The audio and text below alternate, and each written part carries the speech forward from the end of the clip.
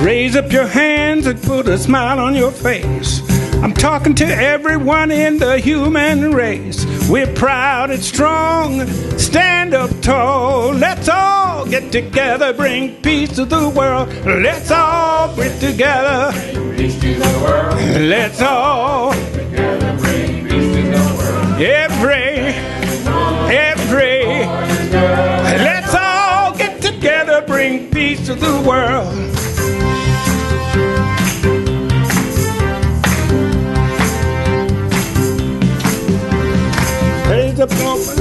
I'm bringing it right here, so jump onto it and have no fear. It's yours, it's mine. We got the call. Let's all get together, bring peace to the world. Let's all get together, bring peace to the world. Let's all get together, bring peace to the world. Every, let's all get together, bring peace to the world.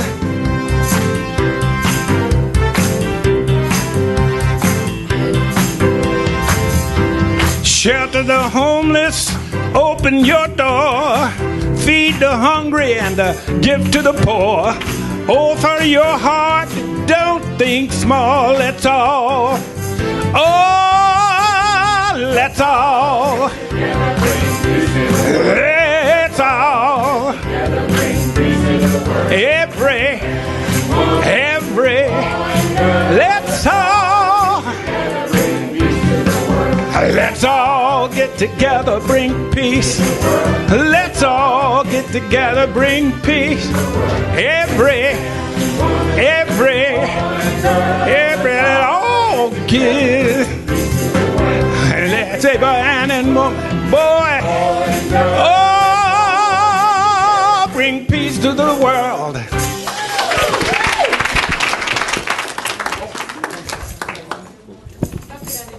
Good morning. How are you feeling today? Alive, alert, enthusiastic, ready to have a brand new day. My name is Marty Bacher. I serve as the spiritual leader of this community. And I'm official now. I'm actually, I was kind of slumming it before, but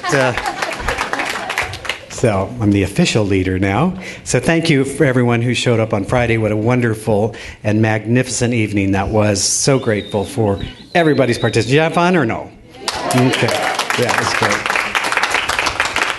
So we are a spiritual community that promotes a way of life based upon universal principles and practices. And so we know that we can learn these principles on our own, but we believe that spiritual community, church, allows us to deepen our lives by sharing it with others.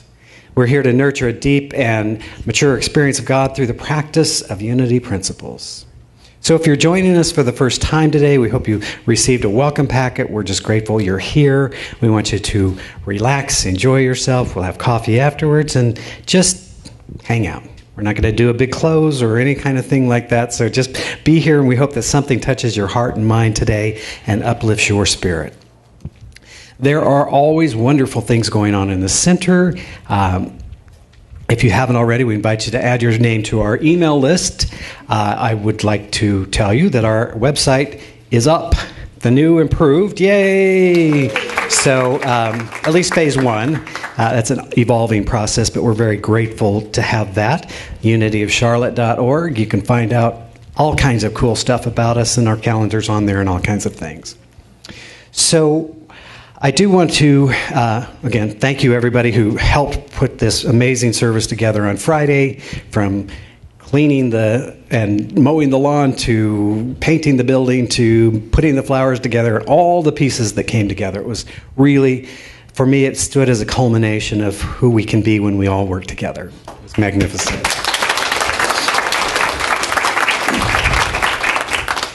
So next Sunday, if I had a drummer, I'd get a drum roll right now, but imagine in your mind a drum roll. We have a very special guest presenter, the Right Reverend Sally Robbins, who's a wonderful minister. Many of you will know her from, if you get the Science of Mind magazine, she's written the daily guides once a year for however long, and they're brilliant. She's brilliant. So she's going to be our guest speaker next week, and so you're going to want to hear her in action. Also want to make you aware that in June we have a workshop with Revmo, who is here on Friday night, called the Q process. We've got flyers out on there, and so that's one that you're going to get to register ahead of time. Guess what? You can go on our new website and actually register for the class. Nice. Hello. How cool is that? So really a great opportunity. It's some deep work. If you've ever felt like maybe there was some limiting belief holding you back, but didn't know what to do about it, now you know what to do about it. So, having said all of that, let us begin our inward journey as we take a moment to rest and relax, and Reverend Sally will lead us in our opening prayer today.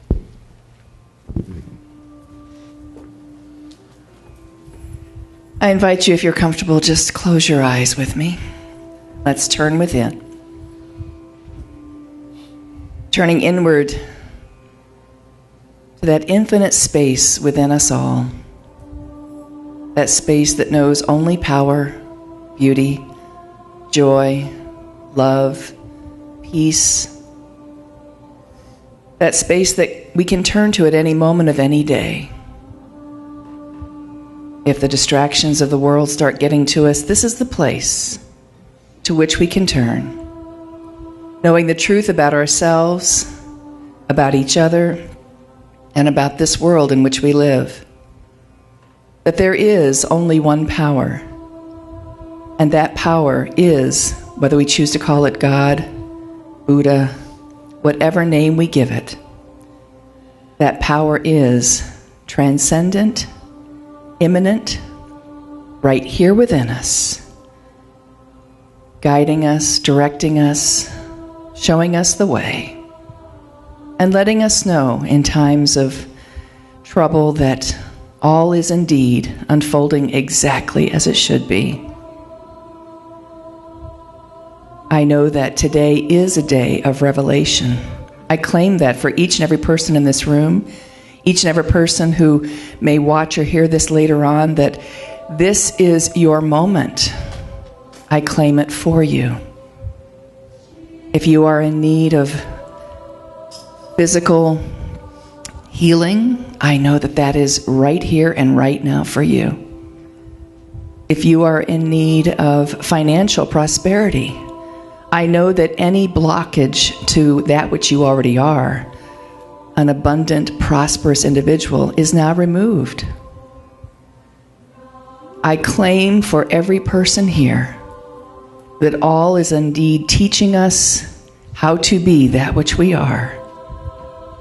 Fully free, fully available for that divinity within, and giving us that knowledge that all is well.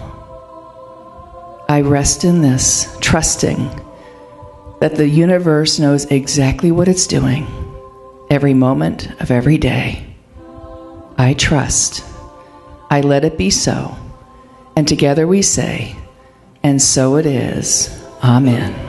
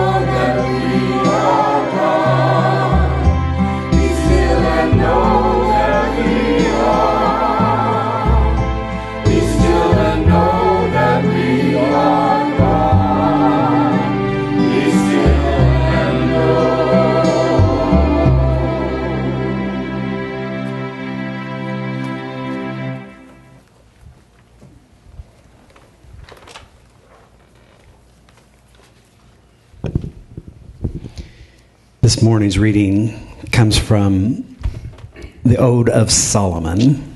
So I invite you just to relax, close your eyes if that's comfortable, and allow these words to speak to you. If you're not familiar with the Ode of Solomon, it was written in the 1st or 2nd century. This is a translation by Stephen Miller.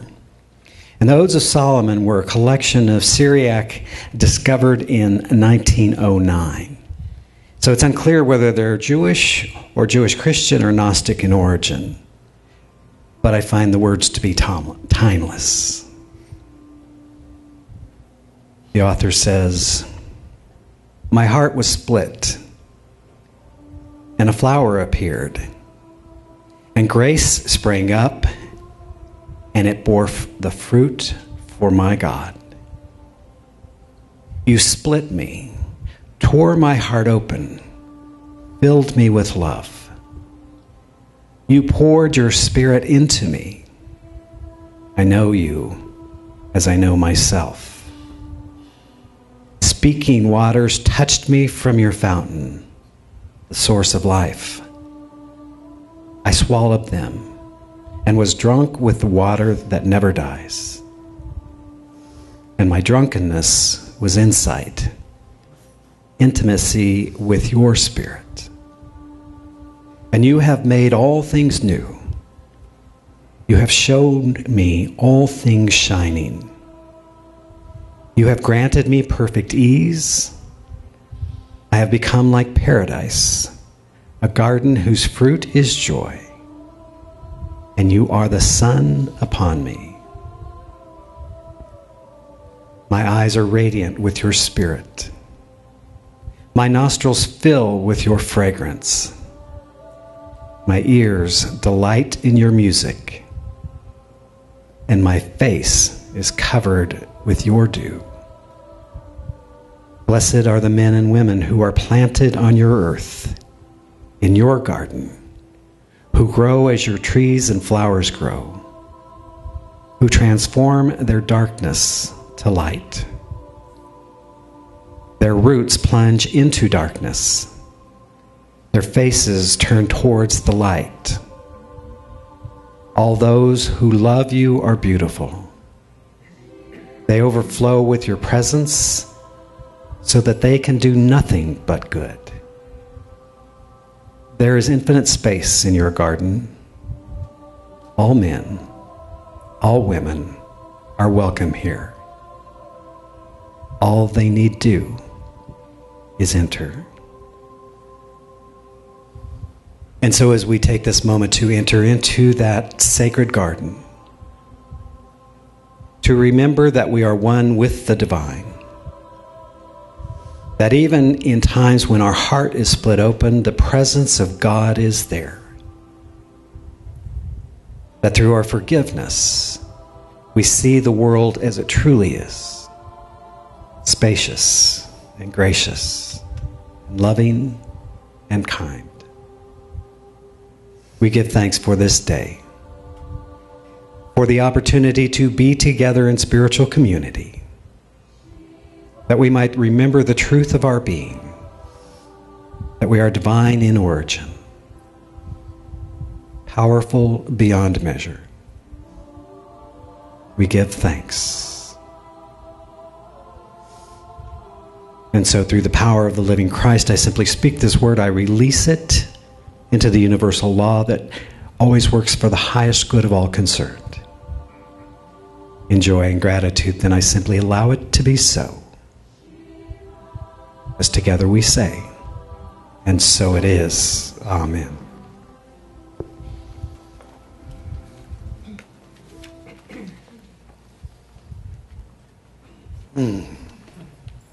I'd like to invite you to stand and read today's affirmation with me, and then to remain standing for our congregational song. Today, I choose to live abundantly. I recognize God as my true source. I participate fully in the flow of life. I joyously give and graciously receive. Today, I choose to live abundantly.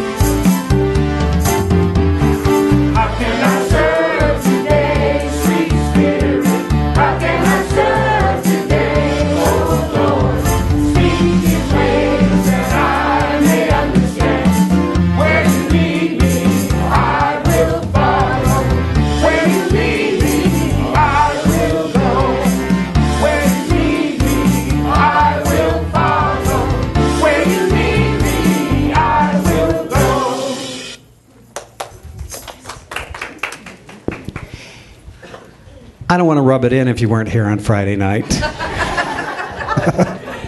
But if you weren't, you missed a lot of special moments, but this one was on fire, wasn't she? So on fire, we invited her back today to see if we can keep it burning. So please welcome our friend Leah Palmer.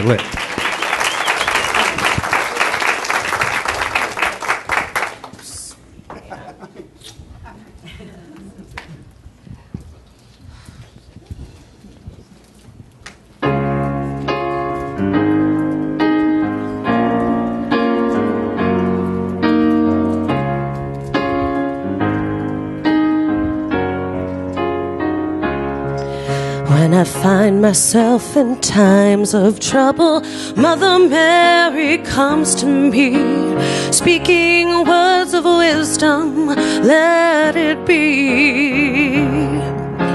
And in my hour of darkness, she is standing right in front of me, speaking words of wisdom, let it be. Let it be, let it be, let it be, let it be. Whisper words of wisdom, let it be. And when the broken-hearted people living in the world agree, there will be an answer, let it be. For though they may be parted, there is still a chance that they will see. There will be an answer, let it be.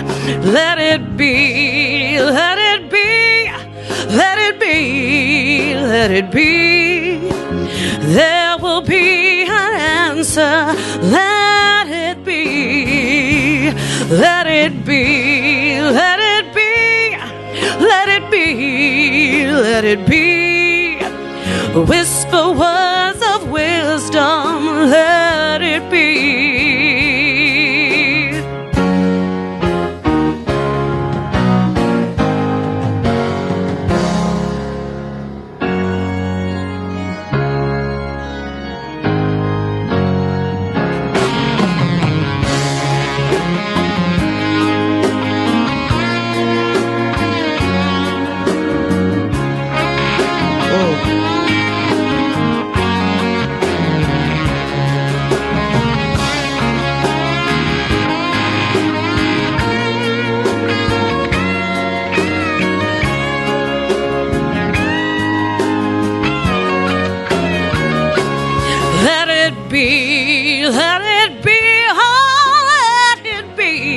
Let it be. Whisper words of wisdom, let it be. And when the night is cloudy, there is still a light that shines on me. Shine until tomorrow, let it be. I wake up to that sound of music. Mother Mary comes to me, speaking words of wisdom, let it be.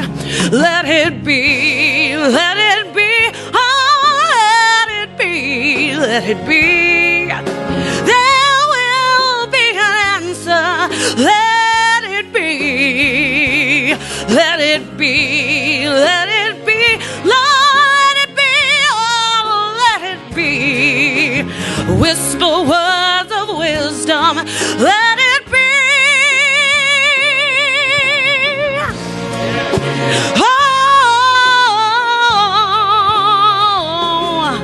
Oh, whisper words of wisdom, let it be. Let it be.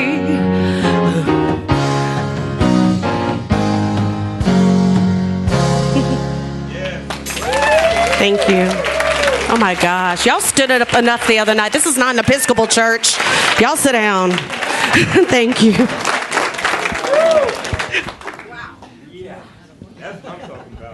That's what I'm talking about. Exactly. Yes. Yes. I find it intriguing that the songs of the 60s are now the hymns of the of our generation, right? But truth is truth, and it shows up over and over in many, many ways. We have been looking this month at this idea of the laws of prosperity. It's put forth by Edwin Gain, who's such a wonderful teacher and has been doing powerful work in the world for a very long time. And so we looked at this idea that the first law is the law of tithing. Everybody survived that. And we got beyond hearing just the word to recognizing that as a spiritual practice, as a recognition of God as the source of our good and as a way to participate in the flow. And so then we looked at this idea of the law of goal setting, that we have these amazing, amazing minds that can direct our activity.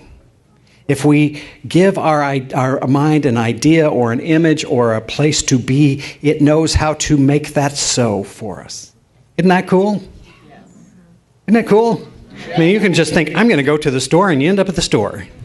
Unless you're like me, every once in a while, someplace else. But, I'm like, oh, yeah, I was going to go to the store. But eventually, I get there, right? Because we have these powerful things in our mind that say we are like heat-seeking missiles.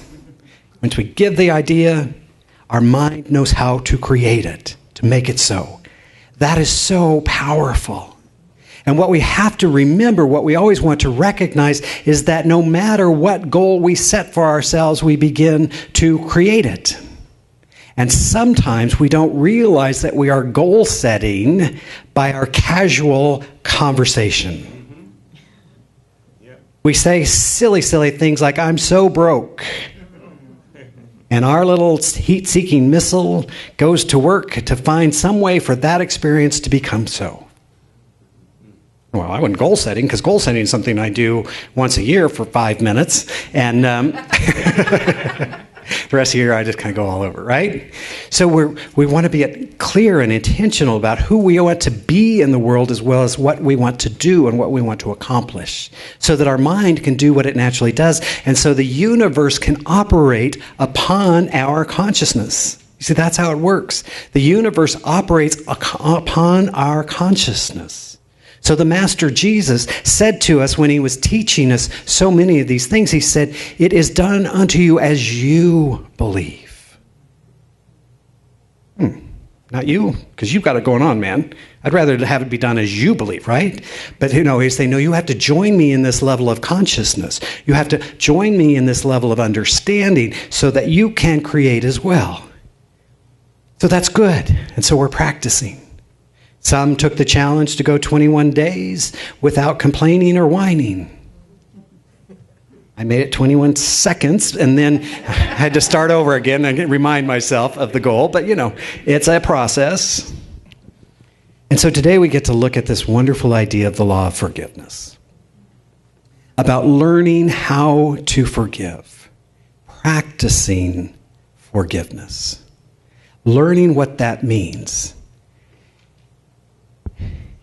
So it would appear, as a student of Jesus, as a student of the Bible, it would appear to me that this was important, because he talked about it a lot, that we must learn to forgive.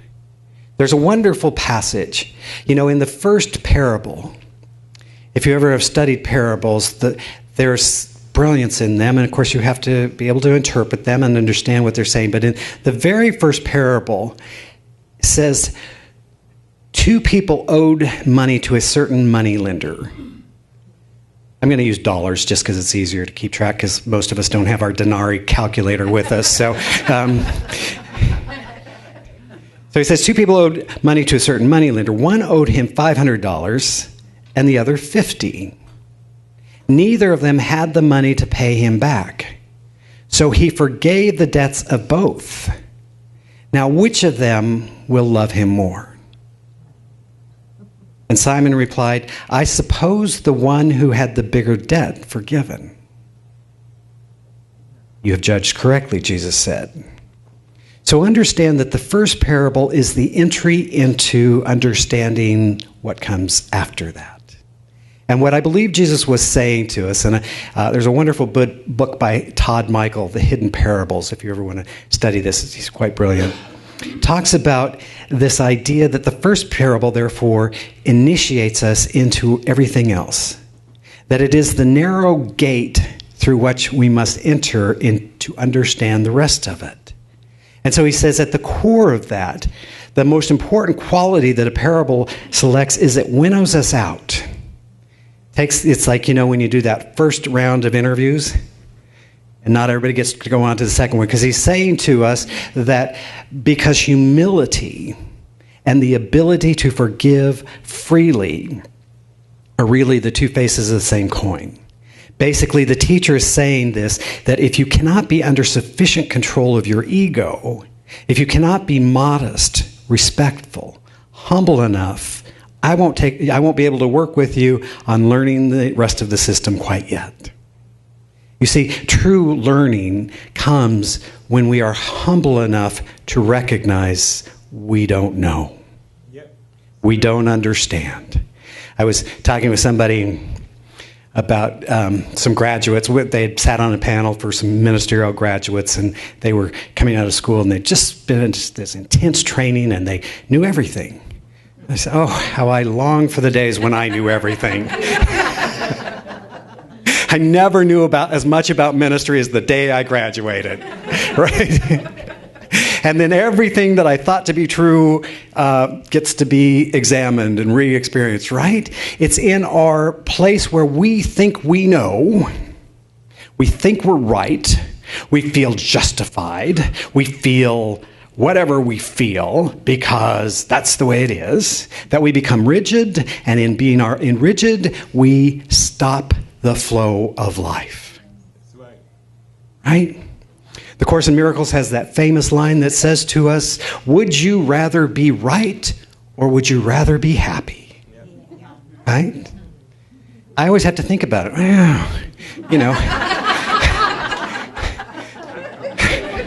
I like to think I'd like to be happy, but I'm just so good at being right. I mean, because when you're really right, I always like to say, everybody has an opinion, I hold truth, right? So then we say, well, what if I was wrong? What if what I believe to be so is not so? What becomes possible then? What if life isn't hard? What if all men aren't whatever, right? What if those things that we speak as if they're true weren't true? What becomes possible for us?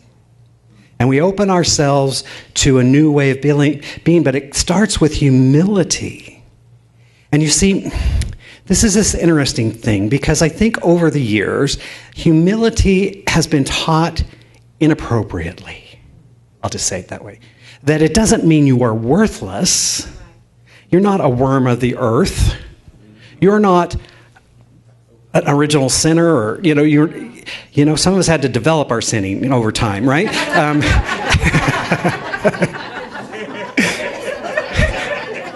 It's just error. That's all that means. It's just error, right? But it's not that we're worthless. It's that we are very worthful.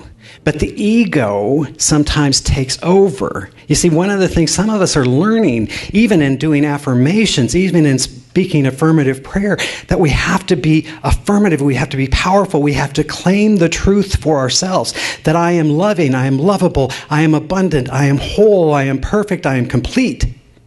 And some of us have that little voice in our back mind going, well, don't be arrogant. Don't go first in line. Right, women? Just throwing it out there. Oh, you go ahead. Right? There's this wonderful thing about being powerful and yet still being humble. You see, Jesus to me represents the ultimate in humility and spiritual power. That he was able to stand in that place that said, if you have seen me, you have seen the Father. If you have seen me, you have seen the power. If you experience me, you experience the power. And greater works than these, you will also do. That's right. See, it was not, hey, look at me, I'm the Messiah. Right? And you'll notice he never said, worship me. He said, follow me. To be a disciple is to follow a way. So for those of us that see Jesus as the great example, not the great exception, but the great example of the full life, we could learn much in this understanding. So he taught us over and over that we need to love God. We need to love our neighbors as ourself. So any lawyers in the room? You might want to look, right? Okay, there's some fine print here I need to look at. If I love my neighbor the way I love myself, are we going to be good neighbors? You might look at it this way. If I talk to the neighbor the way I talk to myself, how's that going to go? What are you, such an idiot? I can't believe you did that again. All of a sudden it's like, oh, building a taller fence, right? But so inherent in that statement is we must learn to love ourselves from that place of unconditional love, to see our inherent divinity, and therefore see that divinity in all people. And when we don't, here's what I've discovered, is that so often people in life show up for me in a way that is either a reflection of my divine magnificence or of my unhealed past. You notice that? That when there's a place that is unhealed within us, boy, do we spot it in others. You're so judgmental. As I like to say, don't you just hate judgmental people? Right? Glad I'm not one. Right?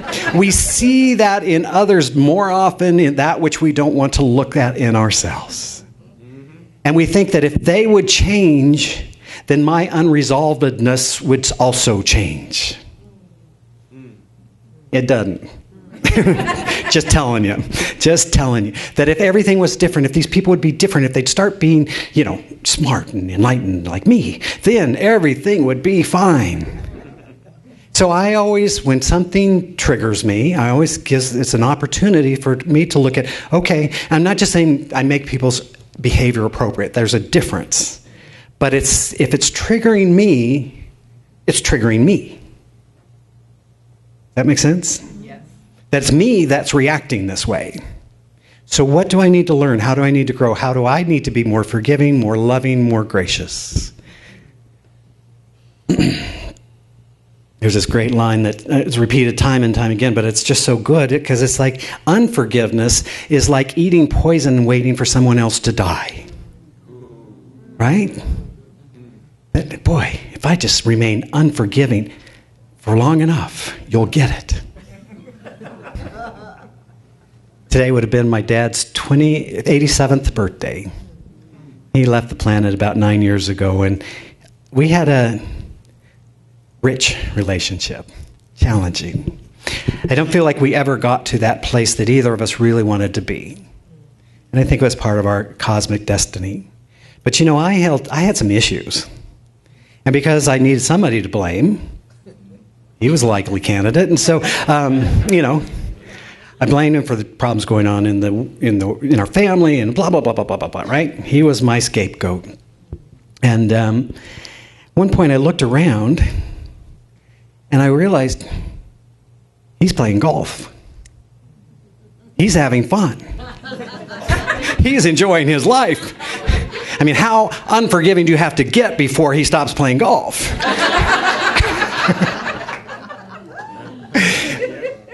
And so I began to realize that maybe I was the one that needed to do the work. And we eventually came to a place and we had, we really had some, we got to talk about it. I just said, in the end, I'm so grateful you're my dad. I realize you have done the best you can. I've done the best I can.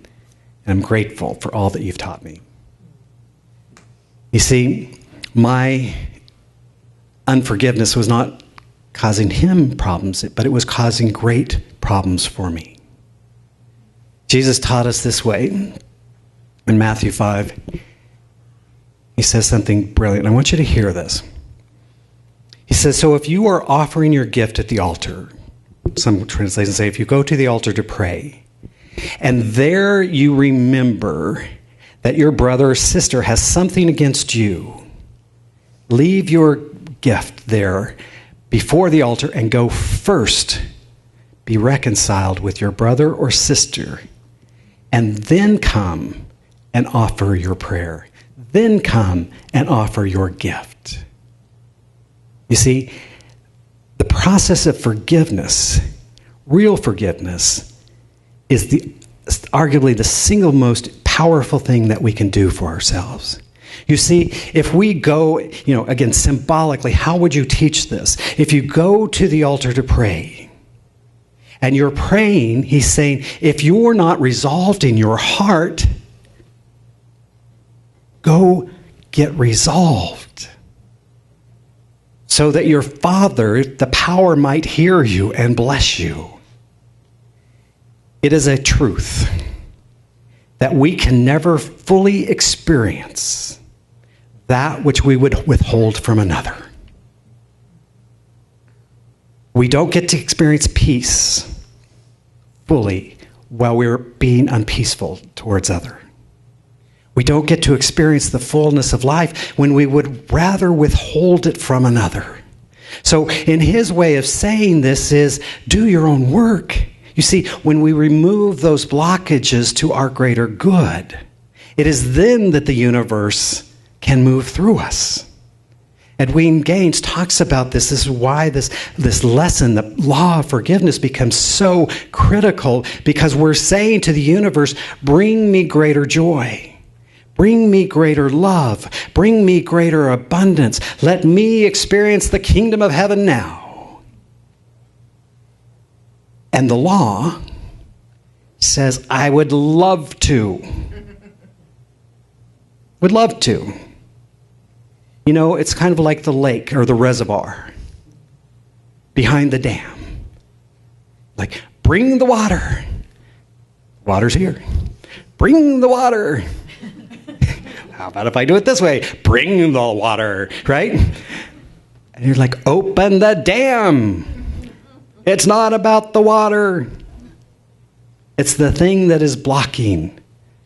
So forgiveness ultimately is realizing that we are creating a barrier to our good when we withhold it from another. Now, so Jesus said, if you're at the altar, so if you're going into prayer and you realize, I'm not at peace, then go to do the work about the peace. I'm just going to give you a tip. I'm going to throw this one, no extra charge. Always pray for your own consciousness first. Just do that. Just get that out of the way, right? So that we might truly serve others. Look at what it is within us and realize that all forgiveness starts with ourselves.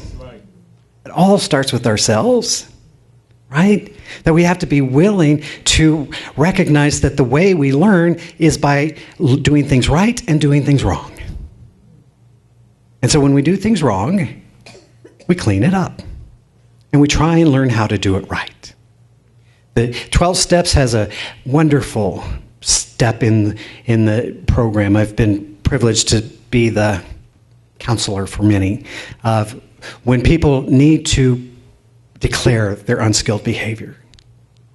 And then they take a moral inventory and they say, I really messed up. You see, one of the things we want to do sometimes is we want to cover it all up with flowery language and pretty stuff. Right? I'm not miserable inside because look at all the nice stuff around me. You see, the ego will always use form as its justification. So when we think about when we get very egoic, we think that our resume defines who we are. We think what we've accomplished in life defines who we are. We think that the bigger house, the bigger car, that whatever makes us okay. You're still a schlub. You just have nicer stuff. Right? It's about resolving that which is within us because you're divine by birth. You got the whole package. And then we forget.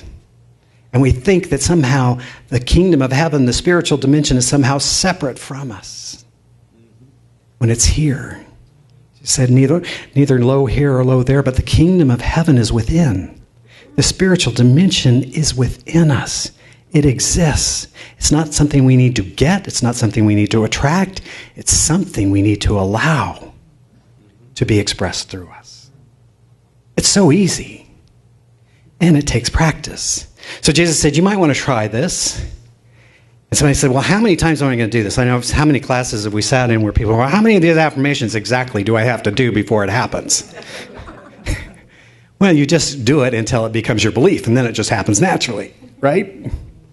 Once you believe you're an abundant person, then all of a sudden abundance starts showing up. And he said, well, here I'm going to tell you, not 7, but 70 times 7 a day, which is 490, which means just stay in a state of forgiveness, right?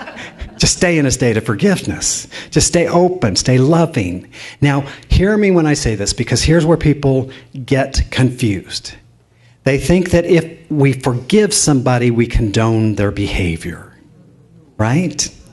And nothing could be further from the truth. We can deal with people's behavior, with their unskilled behavior, even as we love them as a child of God. Right? And sometimes we have to set boundaries. Sometimes we even have to remove people from our lives if they're toxic. And yet we can still love them as a child of God. Yeah, that's right. Right?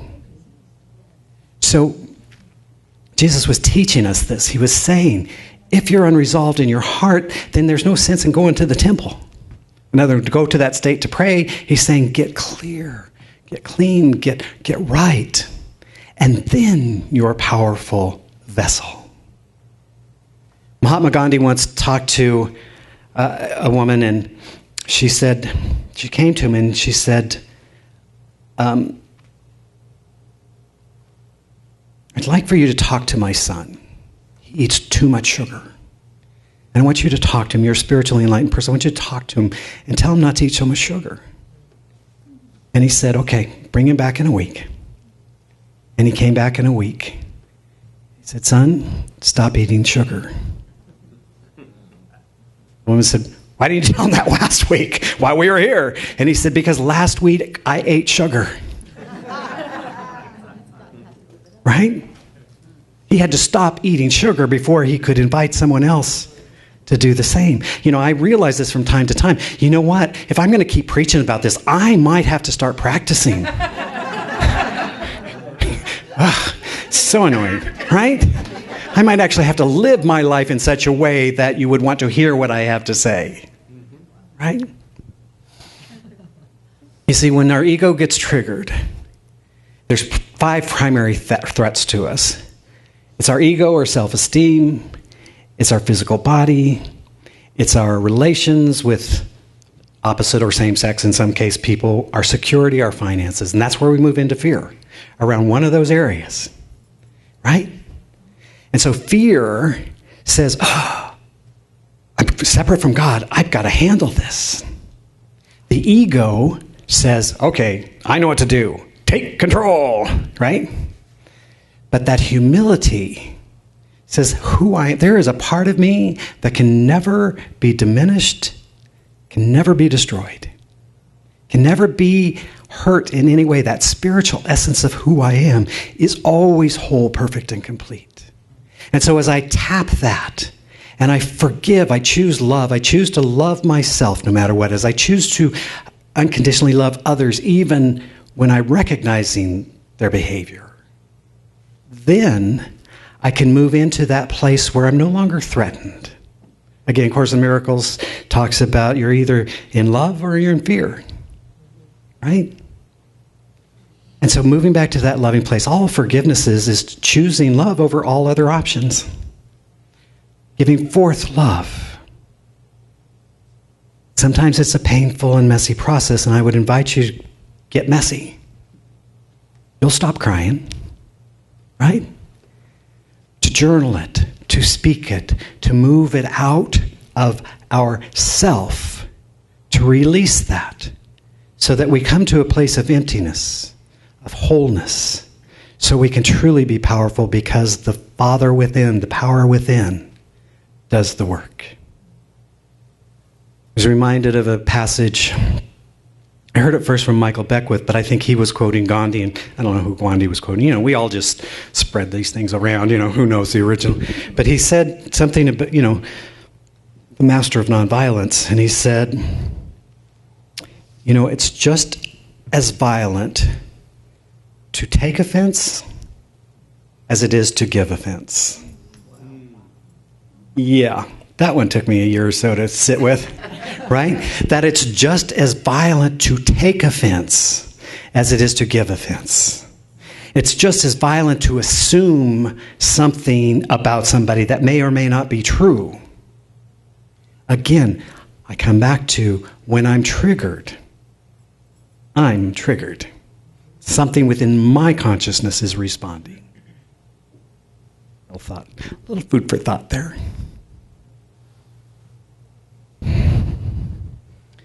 I realize I become powerful in life when I'm willing to look at how did I participate in whatever happened.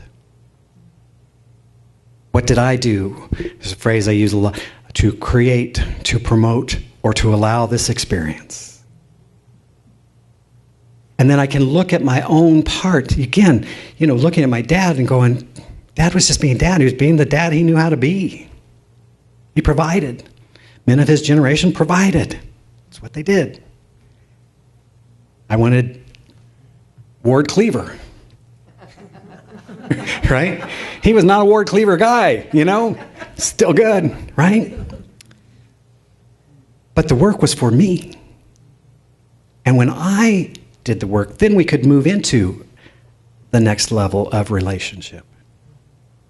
You see, time and time again, if we are willing to accept responsibility for being powerful, spiritual beings who have the whole disposal of the universe at our back, we can direct this universal power through the thoughts we think, through the choices we make, through the way we speak and act and show up in the world. Then the rest takes care of itself.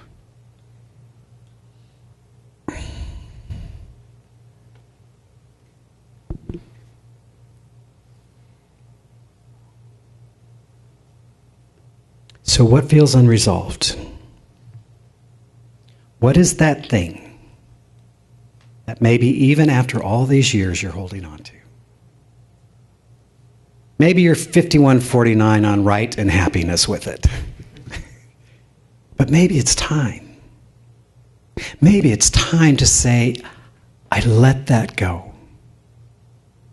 Bring to mind, or to the situation to mind, and we say, I forgive you. I release you. I set you free. And I forgive myself. I release myself. And I set myself free. That we might walk through this world unencumbered. That we might truly experience that spiritual truth and reality. You are, right now, a divine being. So let us awaken to the truth of who we are. Let us release that which no longer serves us. And let us claim for ourselves the divine glory, that spiritual consciousness, that kingdom of heaven, as Jesus referred to it, right here, right now. Let us pray. As we simply sense into the energy in this room right now, into the awareness of the divine presence all around us and indeed within us. And as we reconnect and remember this truth, as Jesus said, the Father and I are one, I like to say this power, this presence and I are one. And I know this to be true for each of us gathered here. There can be no separation from the divine except in our own mind. And so in this moment, we fully open our hearts to the presence of unconditional love. We fully open our minds to the presence of divine love and infinite wisdom. We open the very portal of our soul to remember.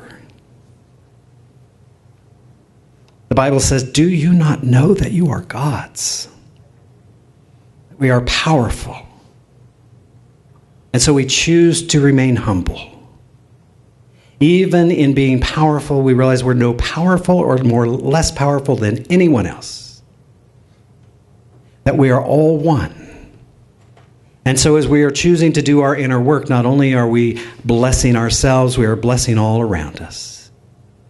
We speak each Sunday of knowing a planet at peace and a world that works for all. And so we start within our own hearts and minds to be that place through which the divine can realize itself more fully. We gently, lovingly release that which no longer serves us. We choose to forgive freely. We choose to give graciously and receive abundantly. We choose to experience wholeness at every level of being. We choose to be powerful spiritual beings right here and right now, and it is so. Amen.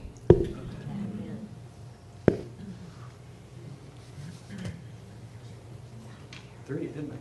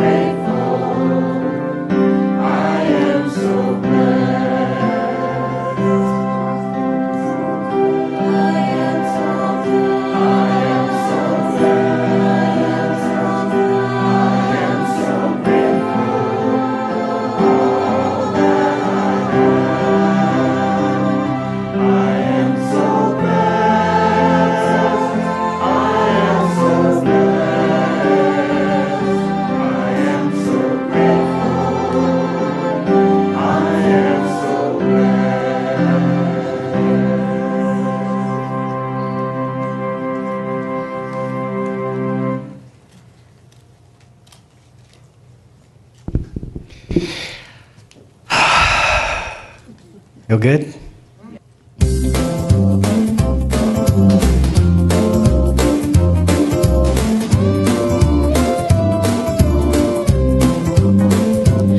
I'm gonna lay down my burdens down by the riverside, down by the riverside, down by the riverside. I'm gonna lay down my burdens down by the riverside. Ain't gonna study war no more. I ain't gonna study war no more. I ain't gonna study war no more. Ain't gonna study war no more. I ain't gonna study war no more. I ain't gonna study war no more. Ain't gonna study war no more. I'm gonna lay down my sword and shield. Oh, down by the riverside. I'm gonna lay down my sword and shield. Ain't gonna study war no more. I ain't gonna study war no more. I ain't gonna study war no more. Ain't gonna study war.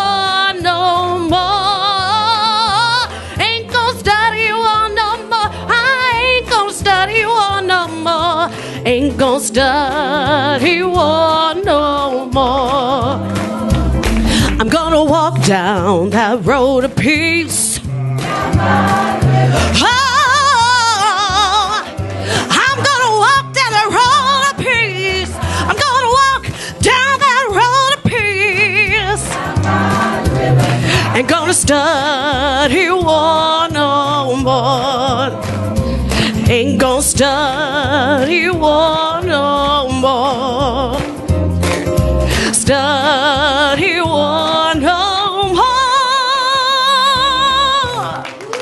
y'all.